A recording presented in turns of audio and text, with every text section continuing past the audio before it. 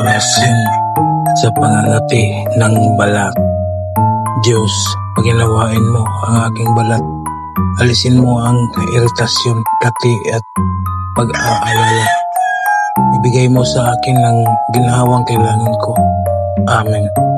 Kasi lamang ang mga orasyon na sumusunod ng 3 beses at iihip sa isang basong tubig at ipahid kung saan ang makati na balat. Sa Torah Repotito Pelarotas, Dimetum Nostrum Espiritu, Dimetum Nostrum Espiritu, Dimetum Nostrum Espiritu.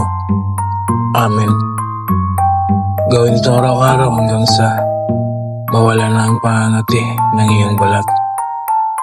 Maraming salamat sa mga tao na naniniwala at tumangkilik sa mga binahagi kong kaalaman.